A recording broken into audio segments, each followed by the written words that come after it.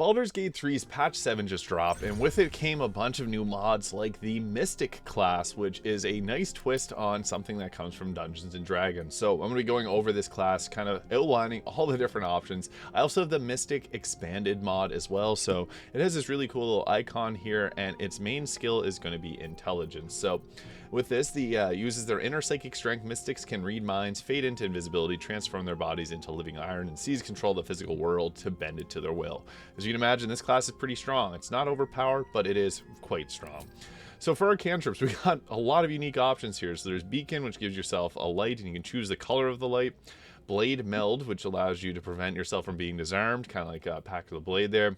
Light Step, increase your movement speed by 3 meters, makes it impossible for you to go prone. Blind Spot obscures the enemy's vision, makes it downwards of 3 meters.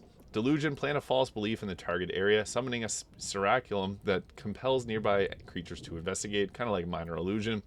Mind Meld, infuse your mind with another creature, reducing your stats by 1, increasing theirs by the same amount. Mind Slam, which can knock a creature prone. Mind Thrust, which is a psychic damage. As you know, psychic damage is extremely powerful with the Resonance Stone.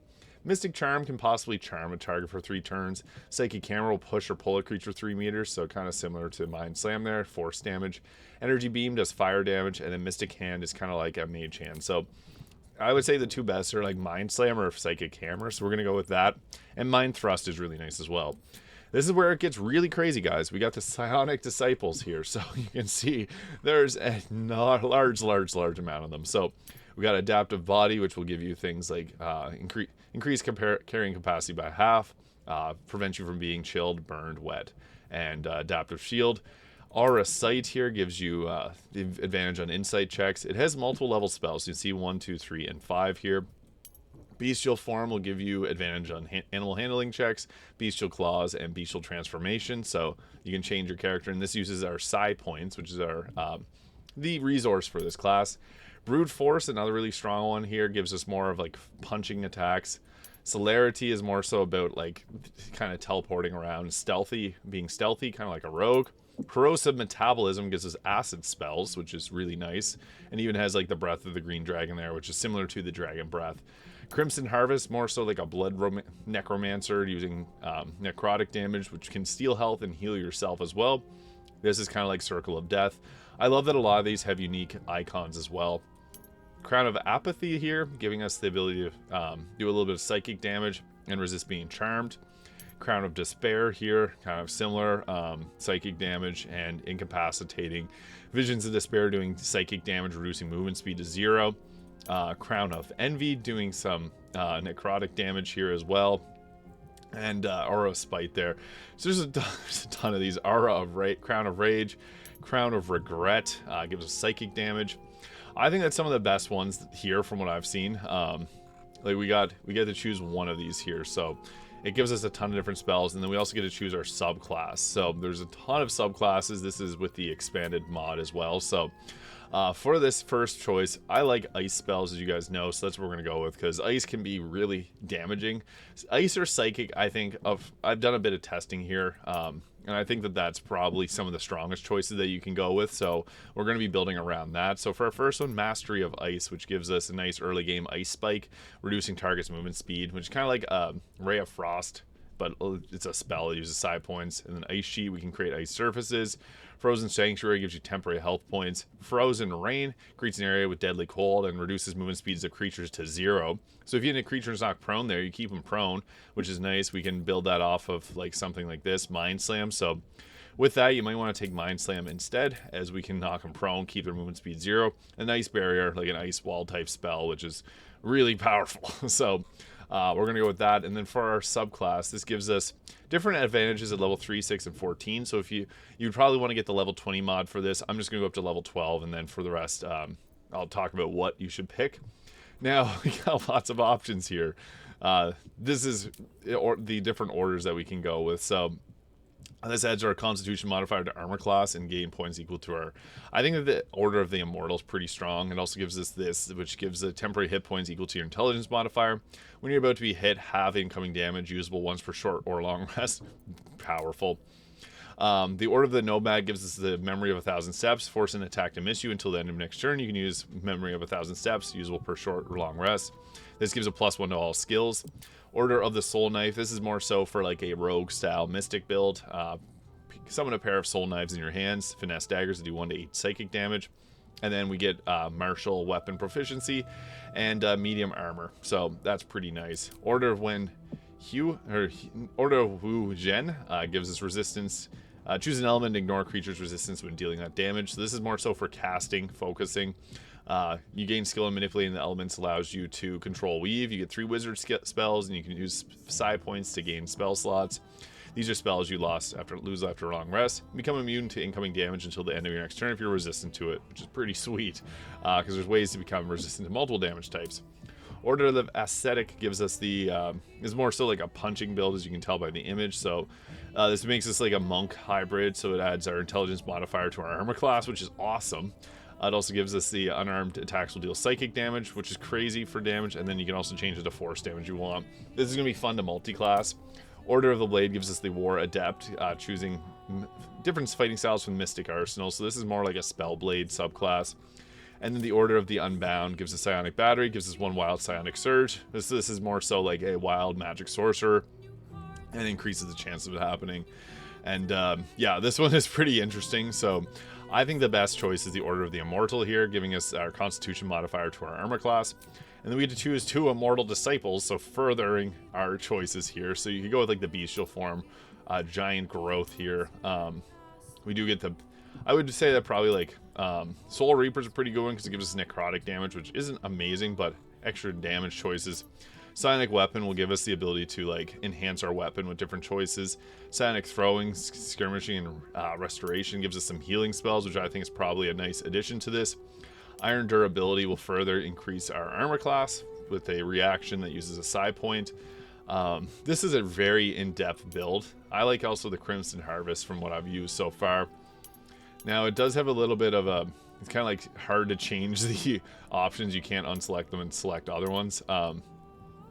Celerity, as I said, is more so for like if you want to be like a rogue mix multi-class. So I think that even like going with the Soul Reaper is another good choice, a Soul Reaper and a Crimson Harvest, just to give yourself a little bit extra damage choices, but also kind of makes this a Necromancer mixed with spells, which is really cool. So for our ability scores, I think it's good to have a high dexterity, high constitution.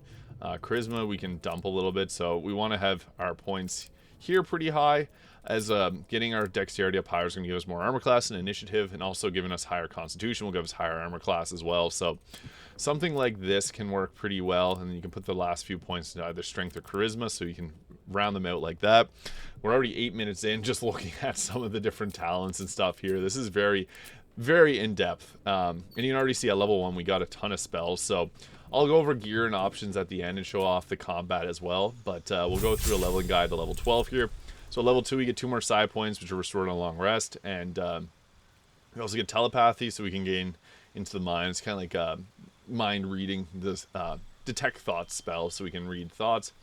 And after spending psi points, we can spend a bonus action to regain health points equal to 1 plus your mystic level. So yeah, this class gets quite strong.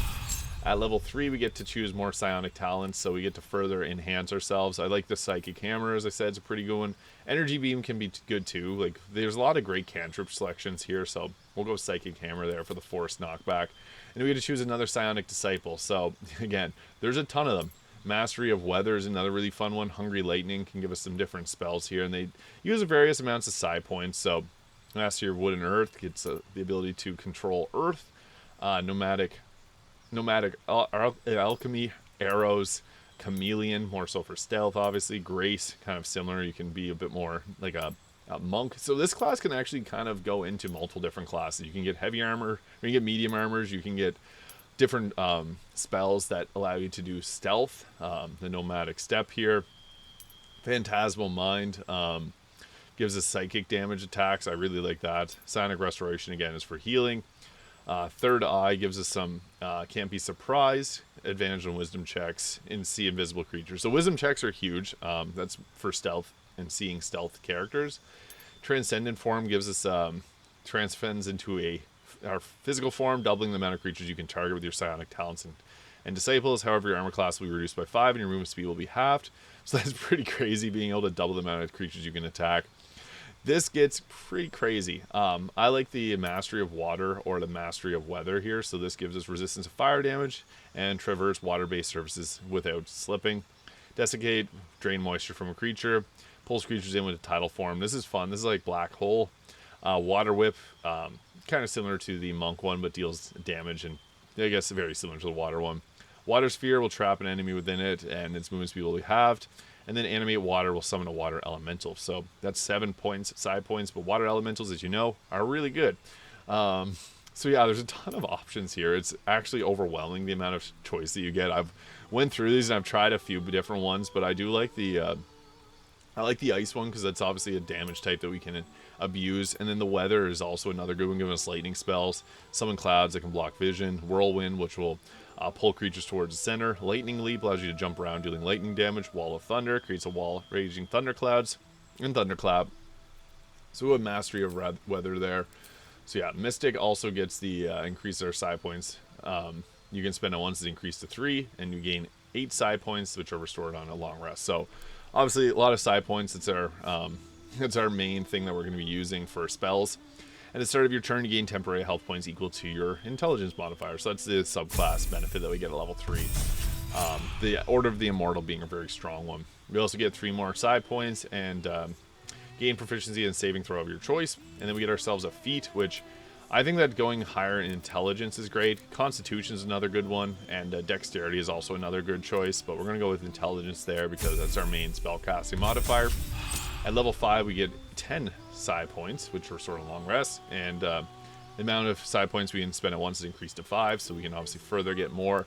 And then we just choose another Psionic Disciple. So again, some of these are better for survivability's sake. Some of them are ones that would pair well with others. Mastery of Forest does give us like some forest attacks, armor. And what's cool is they tell you how many side points each of these will use. So we can now use up to level 5 ones. We can use Move, telepathically grab a creature, dealing damage to them and possibly other creatures that they land on. So like a telekinesis with damage. Iron Durability gives us resistance to damage types, which is nice. And we can use that just for extra survivability. Intellect Fortress will give us resistance to psychic damage, advantage on intelligence, wisdom, and charisma saving throws. So basically the benefits of being a gnome. You can give that to your team. Giant Growth, another great one. You can give yourself a giant size and extra health points. I do think that going with something like the Third Eye is a nice one. The Titanic Presence will give you the Titanic Lead. That's more so for a physical one, but the Transcendent form I think is really solid because you can give this here to Transcend with 2 side points, allowing you to attack twice, which is huge, and that's a bonus action. So obviously you can do a lot with this. This class is strong, but it's not brokenly overpowered. You actually feel like a very strong class with this. 5 more side points, and we get our subclass Surge of Health when you're about to get hit. Have incoming damage, usable once per short or long rest. So just busted. We're really strong, but not pushing on like the extremely OP side of things. We can now spend 6 side points at a time per long rest, and we get ourselves another disciple of the Psionic Disciple here. So Psychic Distortion is a pretty cool one, giving her Ethereal Shroud, which is basically a greater invisibility. Mindstorm, another really good one. Again, we want some that do psychic damage because we can increase the damage. Psychic, cold, and lightning are kind of the best. Distracting Haze does psychic damage, incapacitate enemy till the end of the next turn, and Mindstorm giving us disadvantage. Give enemies disadvantage on saving throws until the end of your next turn. So we'll go with that one. The reason we went with Ice early on is because Clerics can create water at level 1, so it pairs well with them. We get ourselves Psionic Strike, so after attacking an enemy with a weapon attack, you deal an additional 1 to 8 psychic damage, and then we get ourselves 6 more side points. So let's get another ability score improvement. So obviously there's a lot of feats that are pretty strong, but Constitution, Intelligence, or Dexterity would be our best choice. I'm just going to max out the Intelligence here because that's honestly not a bad choice. And then at level 9, we get the ability to cast up to level 7, and then we get side points. We gain 13 side points, so pretty strong.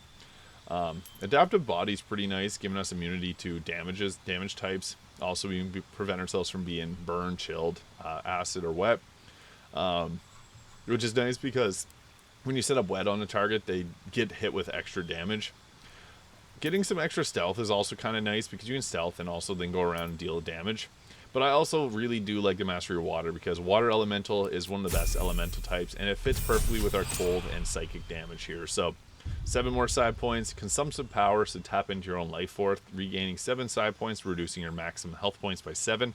Pretty cool, because when you're in need of extra health, you can go this route.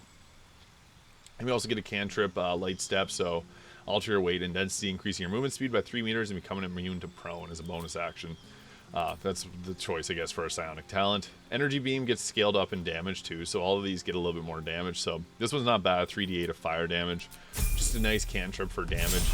And then we get at level 11 our subclass feature, Psionic Mastery charges. Can be used to activate Psionic Mastery once per turn, allowing you to cast Psionic Disciple for free. Pretty crazy. And then Psionic Mastery allows you to cast Psionic Disciples as a free action without sending any psi points. Expends a Psionic Mastery charge, can only use once per turn. So now we get to cast 2 spells. No real side effect to that. Crazy. At level 12, we get another Psionic Disciple, and we get ourselves a new feat, and our health gets taken up as well. We do have a little bit less health than other classes, so you can go with some weapon attacks if you want to, but I'll be doing a different build for that. This is another fun one, adding in radiant damage, but that's not really the focus of our build, so I will be doing like a psychic or a radiant and fire damage at some point as well, but I think some extra survivability is always a good thing. Psychic Assault here, giving us extra psychic damage. So we're going to go with this one because it gives ourselves +2 to Psionic bonus, +2 bonus to damage rolls with Psionic Talents, Psionic Blast, Ego Whip, Id Insunitum, 5d8 of psychic damage, 8d8 of psychic damage in a cone. So it's like a cone of cold for psychic, so upwards of 128 damage is broken. And then Psychic Crush too, stunning any creatures within. And for our feat, since we already got our intelligence up, you can go with something like Warcaster for holding concentrations, or probably actually best to continue with our either Alert or an ability score improvement to take up Dexterity. I'm going to go with Alert because +5 to initiative is huge and really great for combat. So you can see we got a lot of spells, almost too many. But that's the fun of this class, is you get lots of options. So we can go ahead here and summon in our water elemental. So this is nice because they attack and they apply chilled. So this further buffs up our this creates a water surface. So then they're chilled, and then we get they applied vulnerability to cold damage. So then we can go ahead with our like ice spike. And you can also upcast this for further damage, which is what's nice about it. And it's got that cool look to it. So yeah. Transcendent also allows us to do, so this is, I guess I'll go turn-based. With Transcendent, we are able to cast 2 spells at once. So we can go ahead with our Ice Spike, and then we can go boom, and then boom, hit 2 people with 1. So that's really cool. And, you know, I guess we go to turn-based mode. We got lots of options for spells, so typically we want to be setting up like our surfaces similar to the base game. But also, if you have the Resonance Stone, this is a very powerful build because everything's going to take extra psychic damage. You got things like Thunderclap here, which is huge, huge damage, and it's got that cool looking. We got everyone stunned there, so yeah, this build is pretty strong. And then we, the amount of options that we got are crazy. So we can jump here with our lightning attacks. It won't attack them because we're not considering combat with them. But these can all be upcast for higher damage. So that's the beauty of this, is it deals a ton of damage to an area. And this one's cool because it removes moisture from the area, so it gets rid of the water and deals necrotic damage. This is our cantrip, which can be changed to different damage types. So we can do a cold energy beam here.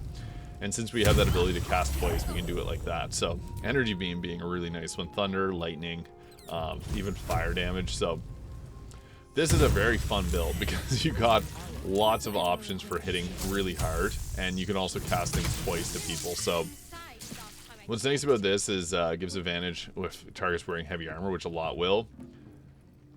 We're able to do like a Soul Eater spell here. Unfortunately, we're not able to hit with that.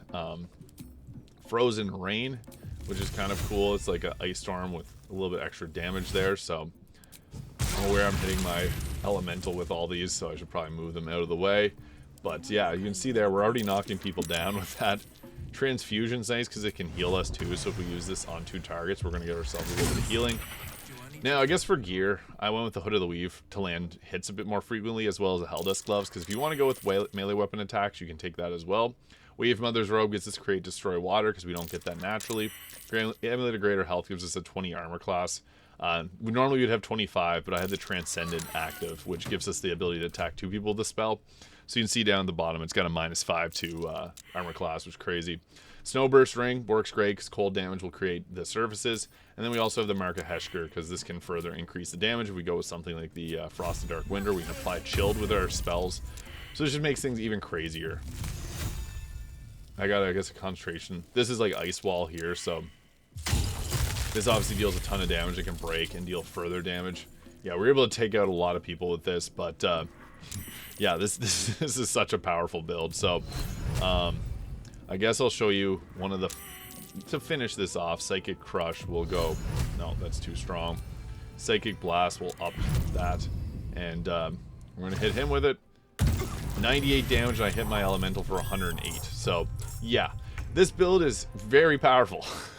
The Mystic, it's not, yeah, it could be OP, I guess, depending on how you look at it, but yeah, it deals a ton of damage. You can cast things for free. You can give yourself extra health. So we got a nice plus 20 or plus health there, and yeah, this build extremely powerful. Able to cast Mystic Recovery or gaining our health points. So yeah, this build's busted strong. I was trying not to say that it's OP, but it does a lot of things well, and you can scale this into you can do like this is a full psychic and ice damage, because that's the easiest one to deal a ton of damage with. I think that was the most overpowered that we can make it. But yeah, that was a fun build, guy. Let me know your thoughts in the comments below and what you think about the mods in Baldur's Gate 3's patch 7. Thank you so much for watching, and I'll see you all in the next video.